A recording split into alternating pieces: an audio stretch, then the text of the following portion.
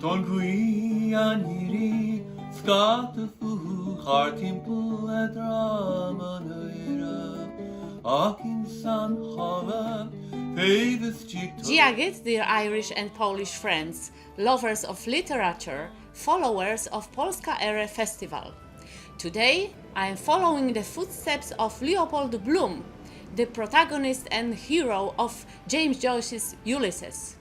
We are here at Sweny's pharmacy in Dublin, where thanks to volunteers such as PJ, the spirit of James Joyce lives on.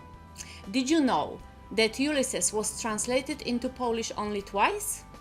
The latest translation is almost sold out. And now, straight from the intriguing city of Łódź, our very own and very talented Maciej Świerkocki will tell us about translating Ulysses. Maciej, the floor is yours. Ger mach agot. Thank you, Mrs. Ambassador. And hello, everyone. My name is Maciej Świerkocki, and I'm the author of the second Polish translation of James Joyce's Ulysses, which was published in Poland last October, 52 years after the first translation saw the light of day. The second translation, like the first, is selling very well, which only goes to show how well respected this great novel still is 100 years after its original publication. We are currently preparing its second edition. It is a great pleasure and honor on my part to be able to speak to all the fans and followers of Joyce's masterpiece in Ireland. Since some of them are Polish-speaking readers, I would like to add that I have also written a modest companion to the novel, a book which might be also considered a translator's diary, dealing especially with uncountable problems and questions concerning the translation. This book is entitled Łódź Ulyssesa, which means Ulysses' boat, and one of the reasons for this title is the fact that I come from the city of Łódź, which means boat in Polish. It took me 7 years to translate Ulysses, as many as it had taken Joyce to write it.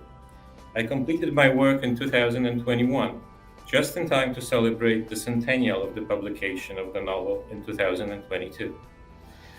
Translating Ulysses was an adventure which had actually begun before I sat down to write in 2007, when I set out to visit the Martello Tower. It was my first visit to Dublin, and instead of Sandycove, I walked to Sandymount, to the wrong tower, from the center of the city and back. When I took off my shoes that afternoon, they were all bloody inside, so I can truly say that this translation cost me a lot of blood, sweat, and writer's tears. But Ireland and Dublin have been good to me, and I'm very happy to have been able to do something for them in return. Let us rejoice as Ulysses is still alive and kicking. Thank you. And now back to Sweny's. Solemnly he came forward and mounted the gun rest.